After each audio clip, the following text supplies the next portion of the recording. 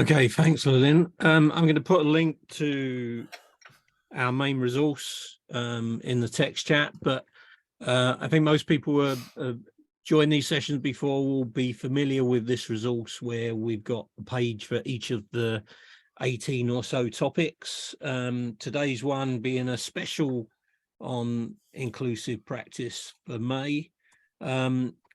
Hopefully you're seeing my screen, and as I scroll down, you'll see some duplication here because we don't normally run a session. We ran inclusive practice in January, and now we'll run it again in May. So there's kind of two panels here that look very similar, but they're actually obviously reflecting the different guest speakers that we had and now I've got today. And in between those two, once it's available, will go the recording of today's session. Each of the speakers for today have provided some information about their presentation. We included a link to their presentation and their social media contacts. And this is the order that we'll be hearing from each of our guest speakers. And then there's a little bit before that about the project and about us. But I think most of you who've been to these sessions before will be fully aware of that. And then a what next thing that we'll come on to later. So given that Lillian and her colleague Richard and Rowan are speaking today, we've spared Lillian the responsibility of updating us all on what people said they most want to learn. So Teresa, I think you're going to quickly summarize that, aren't you? Yes, indeed. I'm going to jump in here. So forgive my naivety. This isn't a part of the show that I've done before. I'm usually just in the background doing social media. So we're expecting around 85 participants to arrive during the course of the session. Given the sunshine, I'm guessing some people will watch via the resource, the recording and everything else. But we have got, very interestingly, people signed up from Algeria, Belgium, Germany, Pakistan, Portugal, Turkey, UAE, and of course the UK. So I'm going to say bonjour, hola, bon dia, salut, bienvenue, and that's where I run out. So good to have you with us. The comments that we've had from people filling in the registration form tell us what you're looking for.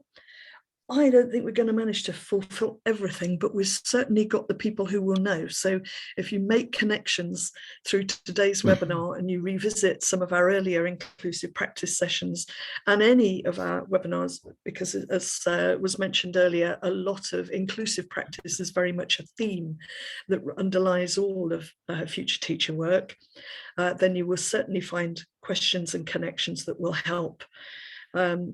People have told us that they're looking for best practice in making HE education as accessible as possible in all environments, face-to-face, hybrid and online, ensuring that all students feel they belong, finding out how our messages may impact different groups differently, how individuals can actively contribute to making an inclusive environment happen, wanting to know more about what is meant by inclusive practice.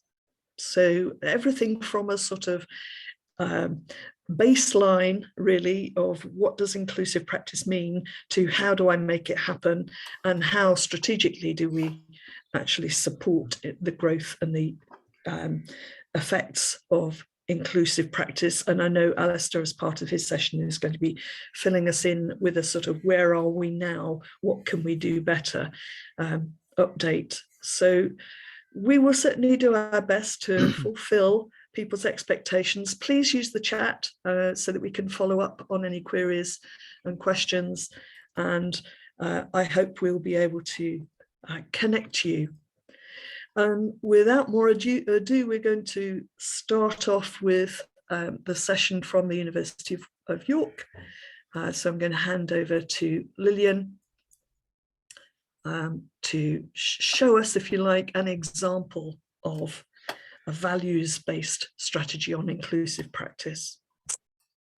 Thank you, Teresa. And so I'm actually going to introduce us and then pass over to Richard Walker, who is the kind of leader of our e-accessibility working group at the University of York. So he's joined by myself and one of our students, Rowan, who will be able to reflect on what's worked for us at the uni. So over to Richard. Thanks very much, Lillian, and thank you very much for the opportunity to share practice. So in this session, what we're aiming to do is just share the strategic approach that we've taken at the University of York to transform the digital accessibility landscape and culture at York. So if we move the slide on. Oops, sorry, trying to do that. Yeah, so we've used a few key methods that have helped to shift accessibility practice across the whole organisation. And what we're going to do today is look at these 5 key points in the presentation. So if we move on, the first point is about links with institutional agendas, making sure our actions are strategic and sustainable. And what we've aimed to do is link digital accessibility initiatives to existing institutional policies on inclusive learning, teaching and assessment practices, which are designed to benefit all students. And the thinking behind that is this saves us a lot of energy in building on the foundations of existing agendas, and it also can be seen by skeptics as that we're helping to deliver existing policies, but in a practical way. So we move on. Another way we've saved energy is by forging partnerships across the university, and that's led to the establishment of the university's e-accessibility working group, which we are, all 3 of us are part of that, and we contribute as a group to the university's disability inclusion framework. And what our team represents is a cross-services collaboration between professional services, academics and student representatives on the working group. And what we've aimed to do is support a sustainable and systemic shift in digital accessibility culture within the institution. Okay, so next up, our actions have been guided by evidence-based practice, and that's been a hallmark of our approach at York. So in particular, through user research with students and other systems teams, we've evaluated how students interact with our digital services and resources, and we've used the output of this evidence to inform our action plans. So with this data, we've played that back to professional services such as finance, payroll, student systems, as well as academic departments. Use that as a sort of a basis for a conversation around how improvements can be made. And with the help of embedded student interns whom we've supervised, we've helped to actually then enact those changes. And we've been able to track our progress from our own baseline data generated through the research.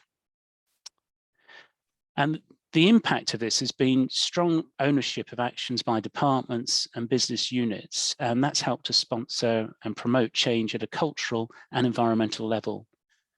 The benefits have been well-defined action plans, and also there's with the use of student interns, that's empowered them to support and deliver, working as partners and change agents within the areas they've been working in. So we've got a couple of quotes here from a student and a member of staff, which I won't read out, but they illustrate the impact of that approach and how that's been received.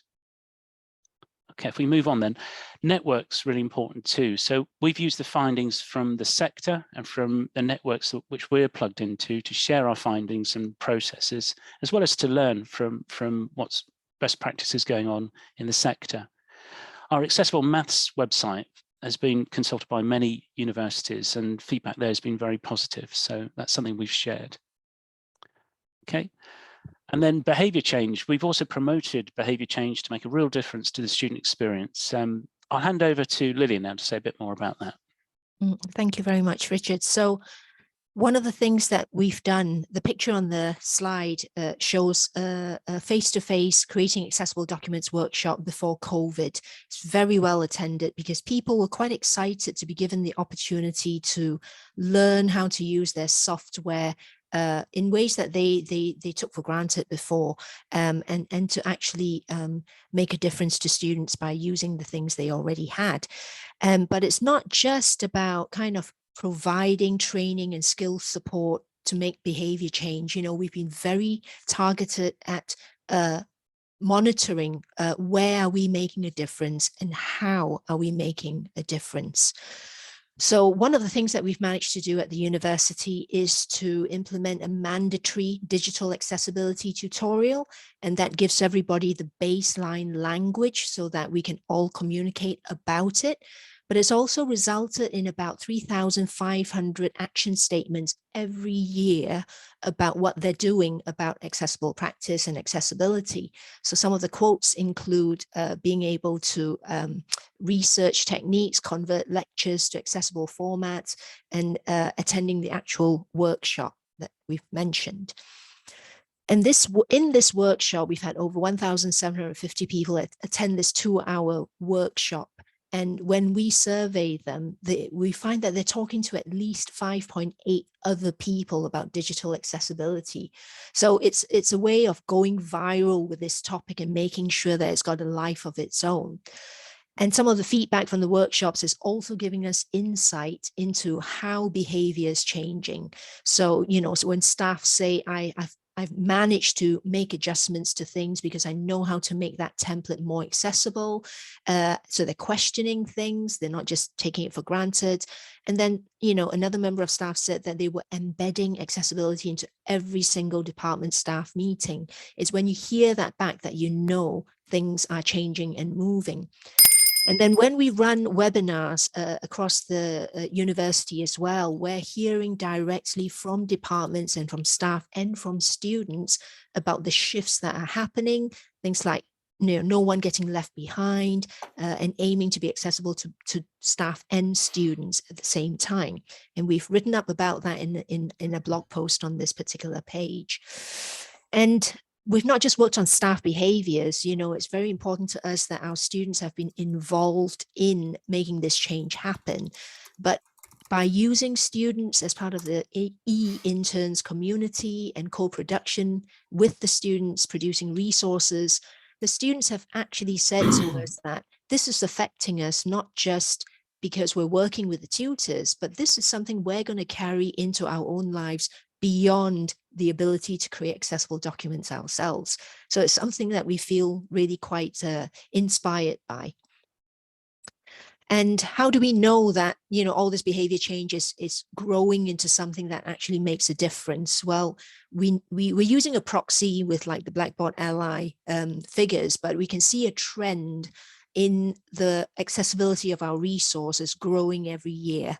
And students in our feedback surveys are telling us whenever they do appreciate the extra mile that they're experiencing from their tutors. So I'll pass back over to Richard now, who will tell you more about how we're evaluating our impact. Thank you, Lillian. Yes, so I mentioned about the importance of an evidence-based approach, and what we've been doing as well is evaluating the impact of the strategies that we've described, and that helps to inform where we should be putting, placing our efforts and making the most productive actions. And we've done this using the University of Reading's Impact by Design framework, which I commend to you all. This has been really helpful to measure the reach and the learning and behaviour changes that we've wanted to target in departments and business units. And it's all part of this sort of cycle of continuous improvement that we are promoting. So pleased to say, our progress has been recognised internally by the feedback we've got from students, but also externally through a number of awards, through Advance HE's Collaborative Award for Teaching Excellence most recently, but there are others as well. And I'm not mentioning this to sort of blow our own trumpet, but more to say that recognition like this is actually helpful in amplifying the messages that we want to convey to skeptics, to the the less keen within our own institution, and get more attention and buy-in to the importance of inclusion and accessibility awareness. And it's been very helpful. Okay, so throughout the presentation, we've made reference to various frameworks and models that have guided our work, the Reading Impact by Design framework, but also Kotter's 8-step change process, which you see described here to guide our implementation. And this is something we've shared with other organisations through conferences and blog posts, and can talk more about if we have time. So if we just move on. That's it. So I'll hand over now to Rowan to give a student's perspective on the work that we've been doing.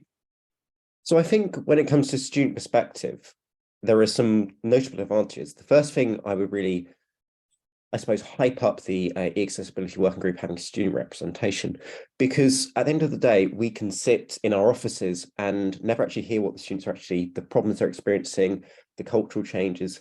And indeed, if we put out a solution to a problem and this isn't appreciated in the student feedback, then that means wherever we have made this progress isn't getting through to where it needs to be. I also think that using different types of student feedback is quite key. So you see, before we had surveys, we had partnerships, we had interns, and this is really important because each different method will actually engage different types of students. For example, if we're just doing surveys, we're not actually going to be engaging those who are really disenfranchised, and that might be the people that we really need to work with for a long time to make sure that they are really getting this benefit from accessibility. And then at the end of the process, I think the feedback is really important from students on what we can do, what we can change, sort of taking away where we can improve in our solutions to make sure this is a constant process and iterative design and not just almost a band-aid we're slapping on. We're actually growing and building something really important. I also, to all of the people in attendance, I would say engage with students, because what we've had at the University of York may not be applicable to you. Each university and each higher education provider is really different, and listening to your students is the best way to make sure you understand the problems, understand solutions, and understanding the feedback. Thanks, Rowan. We'll just close the presentation now, Lillian, if we can just move on. So we do feel there are some transferable lessons, though, in terms of the general principles that we've adopted. So if we move on, in summary, what we've achieved is through strategic partnerships and linking to institutional agendas and our evaluation and frameworks that we've used as well. So we would commend all of those methods. And finally, last slide, if we just move on, that's us if you want to get in touch. And our story has been captured in a handbook on advancing equity and inclusion, which will be coming out this year. Thank you very much.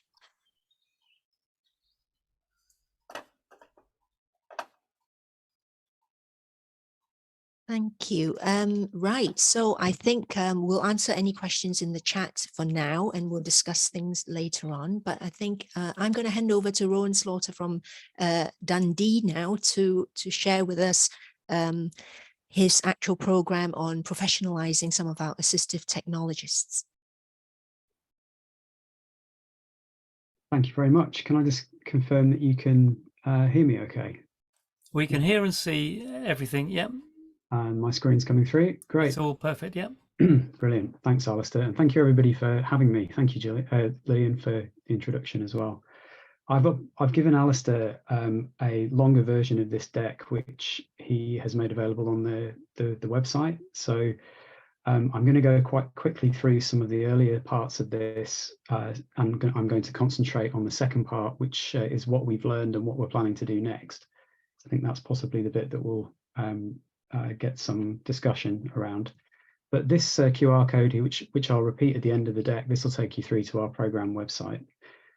So if people really do want to know more about this course, we are having an open day on the 7th of June. So if you email me, I will be able to give you the details for that event on the afternoon of the 7th of June.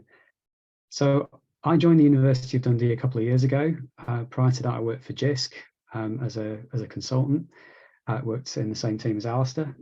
But prior to that, I worked at Beaumont College for most of my career, which is an independent specialist college in Lancaster. So the approach that I'd like to tell you about in terms of professionalizing the assistive technologist role really was born out of what we learned in specialist contexts. And I think we should probably start by saying what we're not talking about. This helps define what we are. So we're not rehab engineering. We're not looking to train clinical scientists.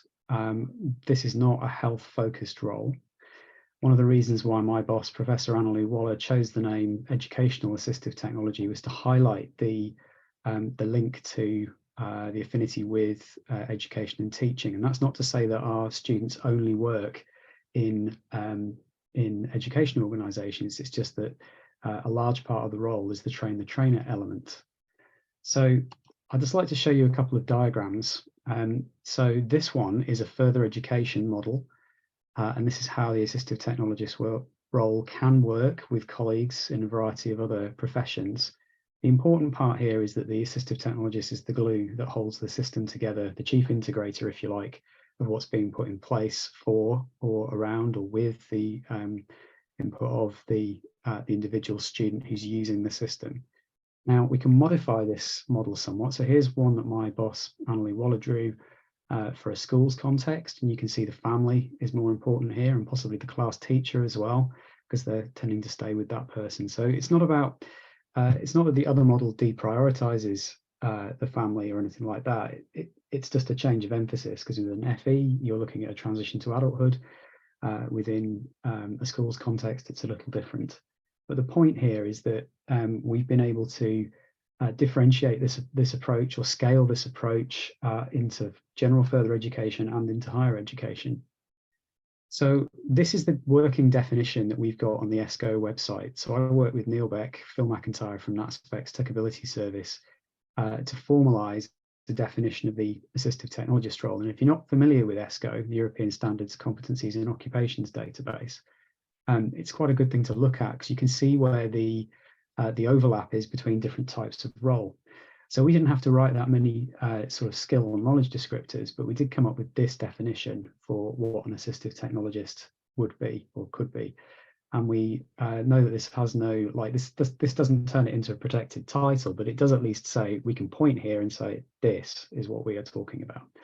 So this is about improving the access to teaching and learning, essentially getting the right working medium in place through which someone can excel. That's what we're aiming to do here. So the role has been mapped out into the ESCO framework, but competency framework, which is a superset of that, it goes further.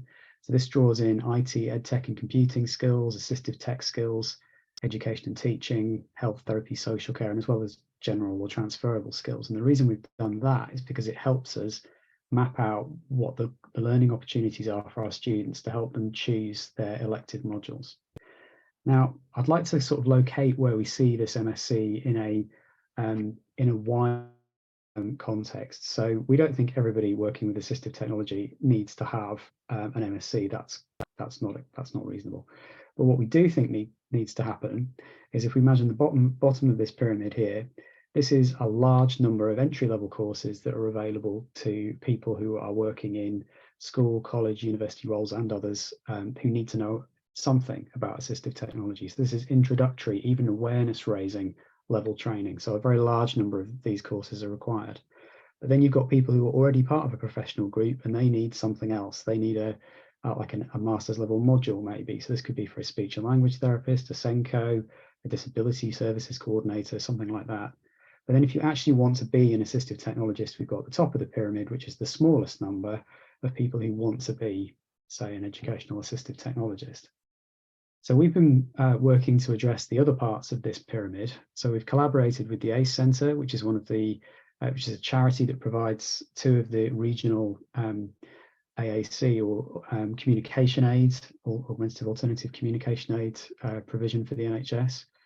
We've worked with Techability as well, and we've come up with a set of freely available courses, one of which was authored by someone on the call. Just a shout out to LJ's amazing work, LJ Logue's amazing work on the cake model of accessibility. So you can have a look at that through that link if you're interested. So these are all freely available entry-level courses.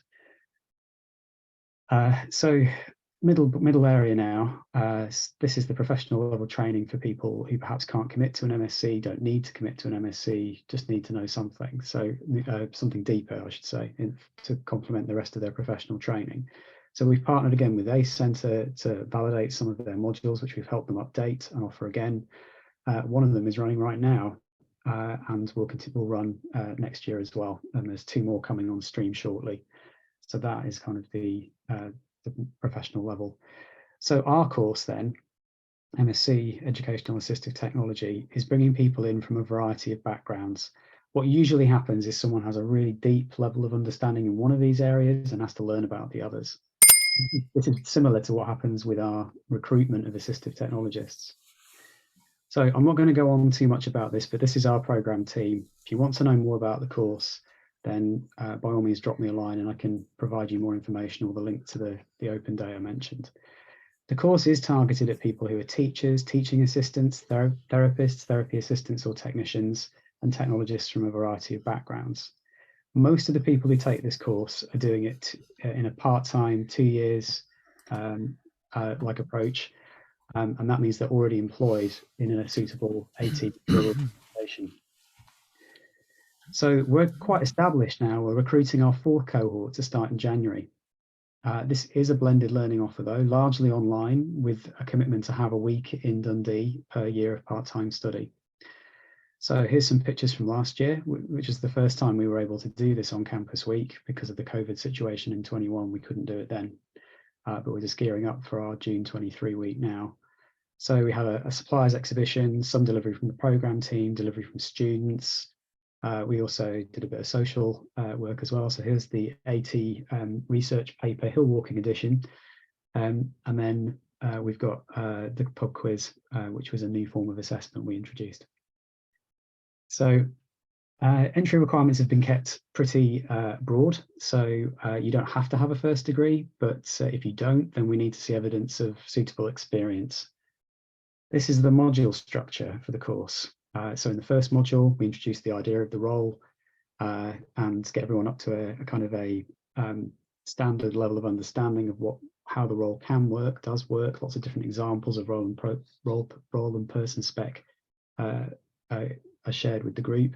In the second and third module, we introduce the full range of available assistive technology hardware and software. The 4th module is about how to do an assessment. 5th about embedding in educational programs, and the 6th about how to work with the rest of the system. So there is a dissertation project and some electives as well. So there's some computing-led electives as well as education and health electives. So it's coursework, no exams. So students are drawn from special schools, mainstream schools, general further education colleges, specialist colleges, third sector charities, higher education organisations, as well as some private practice. Now, we've learned a lot from our first cohort, who were in some ways looking to fill in gaps to really to validate existing skills. So they were perhaps from more AT mature organisations. So our cohorts are continuing to be very broad, very diverse. Our first cohort's about to graduate, which is great. We'll have alumni, so placements with alumni is an opportunity. So we have learned that some students are fully supported, leadership buy-in's there, training and development is easier, but it's not always straightforward. Some organisations, the maturity is not the same, and we've had to really work with students to help their organisations embed the role. So why are people taking it? Well, more experienced people are taking it to fill in those knowledge gaps, to validate their skills and for recognition. The people who are just starting out are seeing this as a way into the profession, a formal route in.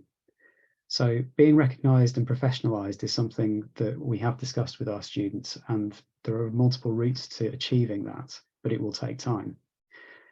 So some organisations, our students are the only people who are doing the role. Sometimes they're part of a wider team, massive variation in the maturity and the expectations that are set on the role. Lots of good management buy-in in some places, but not all. We do a lot of signposting to support organisations, and we encourage our students to support each other. Now, we really have been building this as we've been flying it. So all of our modules have been developed now. First cohort are graduating, second cohort are well into it, third cohort have begun, they're in their second module now. But we've done whatever we can to integrate our current research into teaching, and we're currently planning our research group priorities, and I'm going to summarise them now in the last couple of minutes. I'm aware Alistair's about to ring a bell again. But we've had trouble in, it's been difficult to advance the research programme because we've had staff recruitment challenges ourselves. So here's our research ideas. We know that we can't convince government and decision makers to spend money on roles, dedicated roles, on dedicated training, unless we show what the value of these posts is. So this social return on investment project that we're proposing is intended to look at what happens when you introduce the role into an organisation. We think this is an important piece of work, and we're going to need research context for this to work well. So really what we're trying to do is justify change by evidencing what happens when you do this properly. So what happens to achievement rates, what happens to destination data, but we also want to go a bit deeper and do some case studies as well, to tell the stories of individuals, because that really is what will change people's opinions. We're not talking about representing stories as data, but we do think it adds a richness to do this. So we also are interested in developing an AT assessment tool. We're not looking to replace people. This is a tool to support qualified people to do a better assessment and to communicate that to stakeholders as well. So think AT or AAC passport type documentation. That's what we'd like this to automatically produce. So we also have an idea for a training framework and discovery tool. We're looking to get permission to adapt the IPACS framework to make a child work from that'll apply more broadly to AT, and then index everything that's currently available onto that framework, and provide a web-based front end that people can go in through to say, I work here, this is where I'm starting from, this is what I've done before, what do I need to do next? And then it to provide those links. So really, a really simple tool. I think I got there. Thank you. You were amazing, just in time, just slipping in under the wire. Brilliant. Thank you very much for that.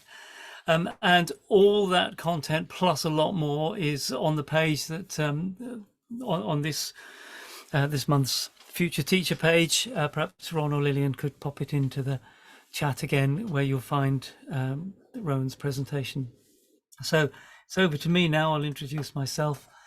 I will just share my screen, and I will rely on somebody else to ring a little bird bell or something when appropriate. So let me share my screen.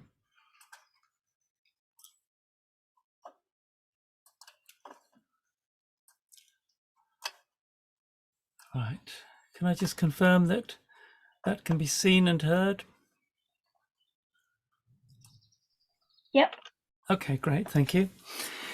Right. So what I did in preparation for this session, and in fact to tie in with a variety of other sessions that I've been doing recently, I wanted to see what position the sector was in 5 years after the public sector body's accessibility regulations came in. Now, if you wanted to get to the view version of the data, it's in there, tinyurl.com. I'll pop it in /FT 5 years. And that will take you through to the full range of the 80 to 90 responses that we had to a survey. One of the things I find most interesting and most useful in something like any survey like this is the free text responses. Really interesting to see those. So the questions that I asked, I wanted to keep it simple because I wanted lots of people to answer. So how well do you feel your organization is doing at meeting their accessibility obligations? Questions about training and course content, auditing, and then some separate questions about the strategic elements, the embedding, the sustaining, the sorts of things Richard and Lillian were talking about earlier with Rowan. So this is going to be a very potted version, but just to start off saying the real encouragement for me was to find that very nearly 50% of respondents said that awareness is good and practice is changing. So there was some momentum building, or they said awareness is good and practice is good. That's the rather small green bit in the middle. But this is a significant slice, the 39% of people who are saying, well, awareness is good and we're seeing practice change. What's less encouraging is that the whole chunk of the 23% where there is a growing awareness, but people haven't changed practice, or even worse, the 20% where there's still low awareness. And then all the others here were people giving specific other answers. So what I wanted to do was to see if we could pick out what were the things that made the difference between an organization where awareness was good and practice was changing, or maybe practice was good as well. What's the difference between that kind of organization and one where nothing's happened, or people are aware, but it hasn't made any impact. But before I look at how we explored that, there's just a few quotable bits, because the free text fields were rich with comments and quotes. So here's just a selection of those. The first one: there's too much information. Training is not required. And by that, they didn't mean training wasn't needed. They meant that you weren't needed to do training. There was no mandatory element. Implementation is not rewarded or enforced. So all those extrinsic motivators were missing in their particular context.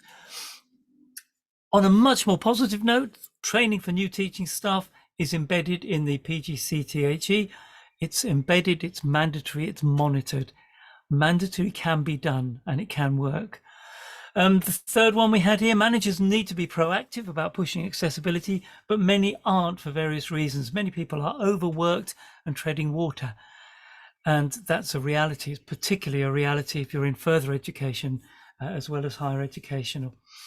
And then this almost perceptual difference of a lot of confusion between digital availability and digital accessibility.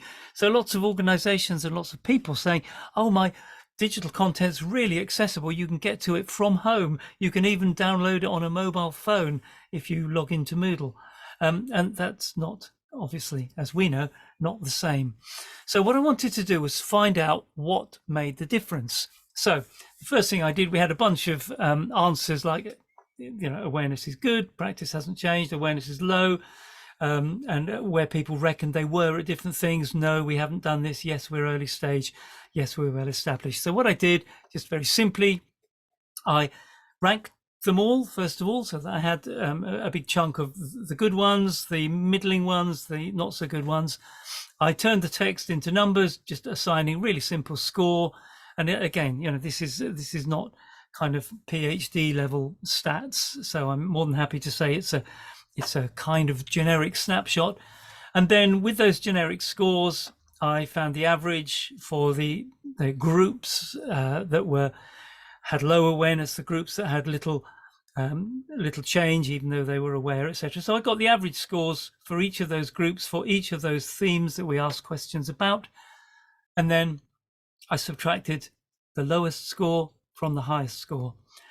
So what that gives us is a graph that looks like this.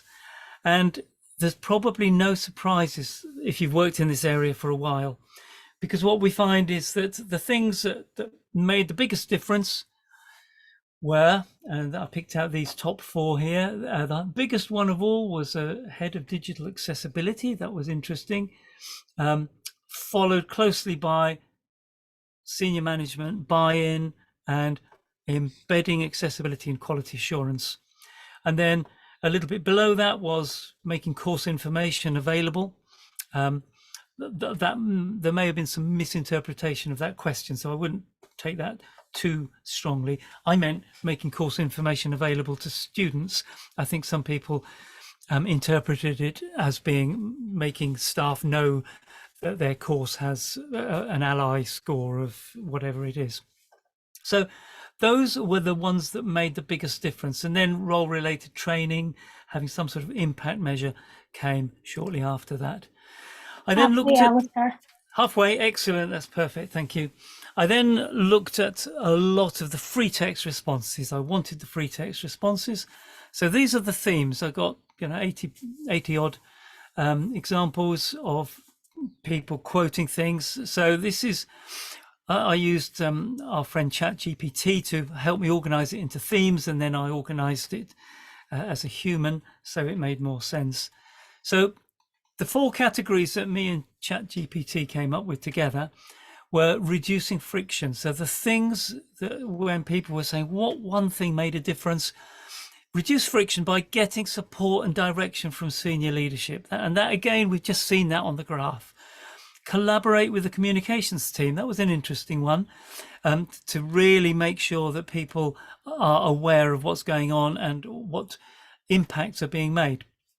And then make it easy for staff to implement improvements, offer opportunities to experience the benefits. So those came under the reducing friction element. But there was some under the not optional element. the one thing that these folk were saying, and these were multiple responses under the same kind of theme, and these were, don't make it optional. Make WCAG compliance mandatory for all digital content and staff.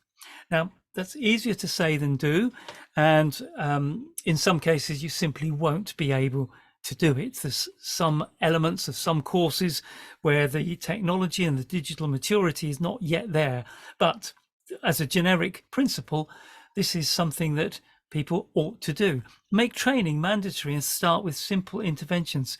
Again, there was a nice question in the chat earlier.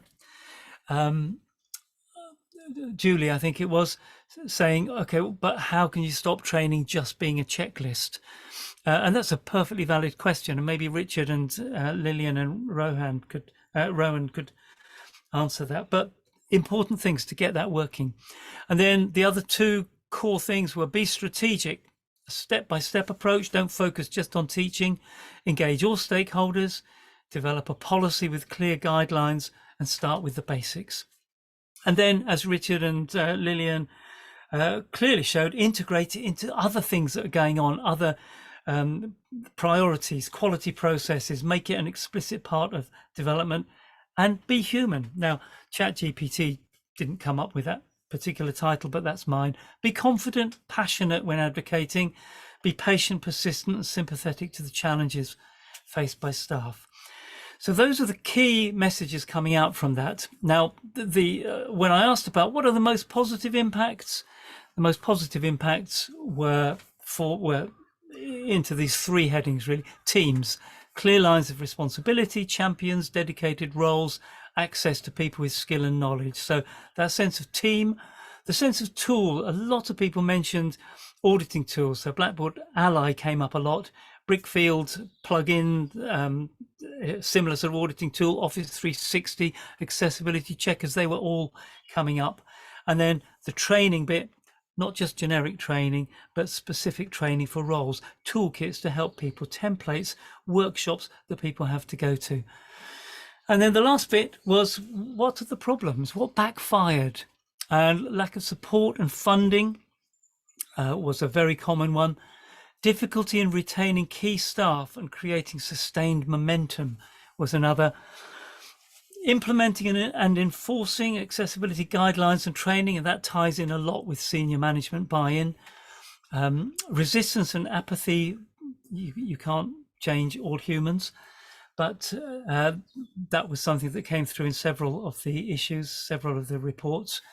And then competing priorities and interestingly, given all the other things we've been saying, forcing training on the unwilling from the top down. And I think somewhere in those word choices, is the clarity that actually mandatory has to be done in a special, with special sensitivity. And this is what I call the Disenchanted Realist Award. Of all the quotes, has anything catastrophically flopped or backfired? There was this wonderful one, totally true. The expectation that legislation with no real consequences for non-compliance, other than loss of reputation, the expectation that would have any effect on day-to-day practice. So I've just got a suggestion for a response to that, which is a letter. Dear Students' Union, did you know that all students have a right to accessible digital content?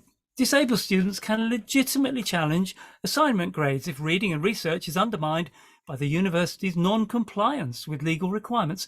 If your university fails to meet the accessibility requirement, it is considered a failure to make a reasonable adjustment under the Equality Act. Students, would you like to know how to check the accessibility of your course content? You're cordially invited to the workshop we're running for teaching staff on date and time. And I would tie that right back to Rowan's comment, talk to students, make students aware of this, maybe invite them to the staff training. That might be a really interesting thing to encourage staff numbers to go up if the students know what they should be looking for and what they should be receiving. That's my time. I don't know if I'm over, and nobody gave me a second bird bell, but that's us done. You're spot on. I think Brilliant. we were so absorbed in what you were saying, and that great idea of a practical letter to students too. Brilliant. Thank you so much, Alistair. And another thing that I saw from Alistair in one of his LinkedIn posts as well, this idea that you get marks taken away from you if your referencing isn't just right in an academic way, but academics don't get any points taken away from them if their resources aren't just right for the students. I love that post, Alistair.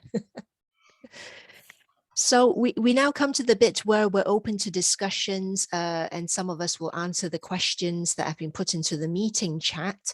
So I have answered my questions in the meeting chat, but perhaps Richard and Rowan want to kind of expand on them as well. I've added a link to our accessibility tutorial, and John's suggested that actually our students are allowed to view the tutorial. And yes, you know, we have an open link, students could view the tutorial, but you know, whether it's the same message you want to give to staff as well as to students, I'm not sure about that. Quite, thank you. Yeah, and that's helpful.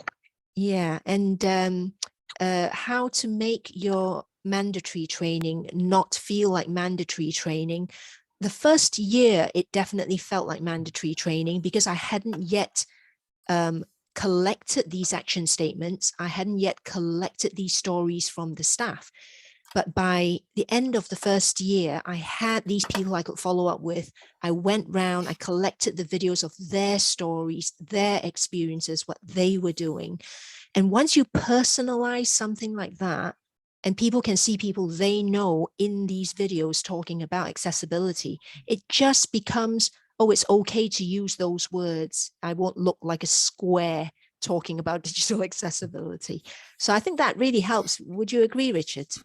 Yeah, I think the strength of it is it looks like something that is organically developed at York rather than one of these vanilla corporate training programs like Fire Safety, which has no real direct bearing on the people's sort of immediate sort of context. So I think that was the strength, and we had a range of different sort of talking heads from senior managers right at the top, right the way down to students and sort of ordinary staff. So having a variety of different voices, that gives that sense of community, of purpose, and I think that's really important. And I think just to finish off on that, the other thing is what the mandatory part of it was just awareness of digital accessibility. We didn't try to sort of teach things. It was more a way of teeing people up to then go on to the more specialist training. And so I think it was an enjoyable, it wasn't a painful experience as well, which anyone who's done fire safety training probably, they know what that's like. I wonder what Rowan thinks about students kind of, there's quite a lot of suggestions in the chat about, do students get to see the scores? Do students get the training? What do you think, Rowan, about those questions? I sort of have two feelings about it. The first is that I don't feel like students ultimately need all of this, because at the end of the day, they're going to know whether they can access resources anyway, because they won't be able to access the resources, or they will be able to. So I would say the ultimate goal is the student shouldn't need to. As a tool for helping lecturers, perhaps giving them the push in the right direction, I think that can be useful. Oh, my schools are going to be presented, but also I would question whether that's more stress on the staff. So I don't have an answer for it. I think it's a complicated question, but needs a bit more consideration. Yeah, and to add to that, the score should never be the be all and end all. It's very nuanced, Yeah. I mean, my sites on the VLE have resources that people are supposed to take and make better. So by its nature, they are inaccessible. So, you can't judge a course simply by the score. I encourage a lot of lecturers to upload alternatives to some of their less accessible materials, because what may be inaccessible to one person could be very accessible to another. So you don't want them to neutralize it to the point where it's so universal that actually it's lost some of its, quirkiness, if you like, for certain groups of students as well. And then questions for Rowan. Are there questions you've answered, Rowan, in the chat you'd like to kind of mention? No, I haven't answered in the chat. I'm just looking through them at the moment. Sorry, you had your hand up though. I would be interested. I noticed the question I put a question to Rowan Slaughter. I'm just interested in trying to get a sense as to the value of a role, not the intrinsic value, but how it's perceived in terms of its salary. So could you say a little bit more about an assistive technologist working in a university and how they would be in the various bands compared to, you have learning support folk all the way to IT managers and so on? So this is something I've just been working on this week. I've been doing some benchmarking with other universities around what they're bringing people in at, and it really depends about the level of experience. And there's also a pragmatic response to this, that it's really difficult to recruit people with the right skills. So really what often has to happen is that you have to almost recruit a training role, train that person up, and then have them apply for promotion and regrading once they've reached a level. Because it's almost impossible, unless you're poaching people or headhunting, recruit people with the required skills. I mean, we're doing what we can to train some more people, but that's where we are at the moment. If you want to recruit one of these posts, it can be more effective to identify someone from within, make it an internal application opportunity to bring someone on, someone who wants to develop their skills, and then support that person's training. So that might mean you bring someone in at a relatively low grade, like 5 or 6, but then have them able to apply for promotion once they've been trained. Right, that's helpful. Very interesting. I can talk. I know more about the benchmarking levels, say in further education, for what you would expect to pay someone, and it really varies depending on, again, whether they're a training type position, whether they're like a jobbing assistive technologist that knows what they're doing, or a team leader perhaps that's got line management responsibility. So there can be a variation there, but generally it would be aligned with what teachers are being paid. Right. Thank you.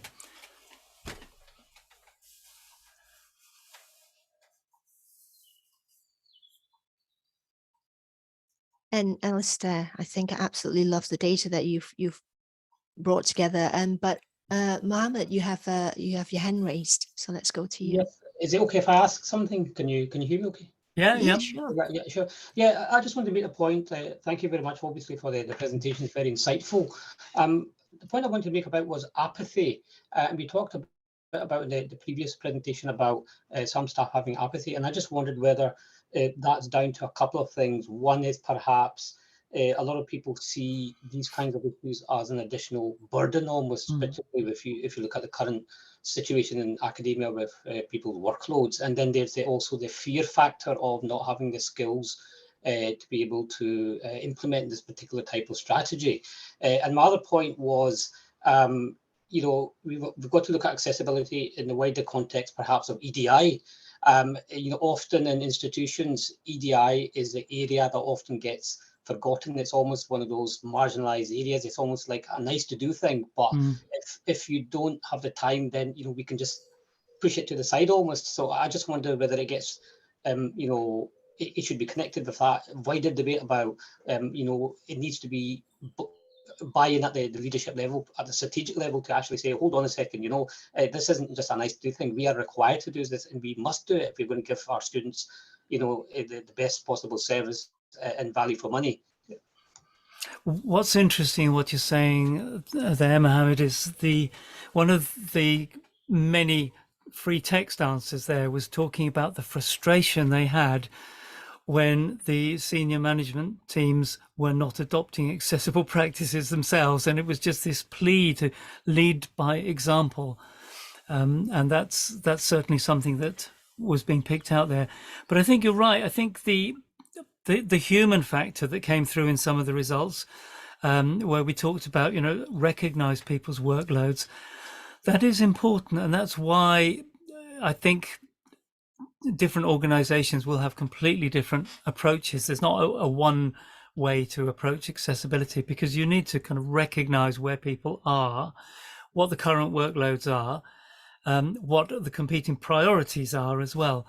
But the most important thing is that people don't do nothing, is that they have a strategy that's taking them somewhere. And I think one of the things that I loved about Lillian's work at York, because I've been, because of the Future Teacher Project, I've heard Lillian's work through all the different stages. What I've loved is that there's been sometimes a sense, well, always a sense of community, and sometimes a sense of playfulness and kind of experience and exploration. And if we can kind of keep that at the fore, with the whip of the legislation hidden a little bit behind, just in case you need to use it, that could help. Yeah, and I was just answering something that Julie was asking about. I don't know, Julie, if you want to come on and ask your question yourself. I think Julie's just left, unless it's a different Julie. Julie Bowles. Yeah, Julie's just left, I think. She had another meeting. Yeah, okay. So yeah, just making sure that, departments have their accessibility statements. And I don't know, like in Rowan's work, whether that broader sense, it's assistive technology, but whether digital accessibility aspects come into it in terms of their awareness anyway. But, making sure the departments are the ones who write their accessibility statements. Yes, give them a pro forma, but by the time they have to actually name someone that students can contact, it makes them think a lot harder about what's happening locally. So all our departments have these statements that are front and center on the VLE sites for each department students to access. And sometimes it's a link within the actual VLE sites directly. So yeah, there is that commitment at department level. I think what's different about what we're doing at the Uni of York is environmental. We know it's not just the teaching staff who need to know. We're also going across every single PA, every single meetings minutes, every form that finance do, every communication that marketing are putting out there, or internally and externally. We're going after every single thing. It's not just the teaching and learning aspects of it. That's key. Before people leave, some people are having to leave. I've put some notes in the text chat. First of all, share what one thing you'll do as a result of what you've seen and heard today via the text chat before you leave, if you could. The link to our next session is already available, and we'll talk more about that, I think, in a second. There's also a panel on the current page where you'll find what next. So, for instance, if you haven't already, join our mailing list, because that's where we'll post a notification that the recording of this session is available. And you could also reflect further on that, because there's obviously a lot we haven't got time to discuss in this 1 hour that we've allowed. And finally, we will, once we stop the recording, have a bit of informal chat, and often that can be just as useful as the formal chat that we've had. But Lillian or Alistair, did you want to quickly say something about our next session, because there's a slight difference to it, isn't there? Yes, our next session, Lillian and I think quite a lot of, I think Ron and possibly Teresa and Rosemary as well, will be at an accessibility conference ourselves during the Future Teacher session. The link to the conference I've just popped in the text chat. University of Nottingham Accessibility Face-to-Face Conference. It's free. The registration is going out, is on Monday, I think. For the conference, yes. For the conference, yeah, coming out on Monday. Now we're going to be running our Future Teacher session from a room there. It's not going to be a hybrid. We're not doing anything fancy. It's just that we're going to be in a slightly different place. And if you're not at the conference, it'll still be going ahead. It'll be just like this. If you are at the conference, we'll be encouraging you to not come to the room with us, because it's during lunchtime. We'll encourage you to go and have a proper break and have some lunch, and maybe join in through your laptop instead. Eat some lunch for us. Yeah. Bring some for us, yeah. But do say hello to us. We'd love you to say hello. And the next one is on being savvy, being digitally savvy, knowing what tools to use, how to use them, how not to use them, when not to use them. So we're looking forward to that as well. We'll probably end the recording now. It's 2:00.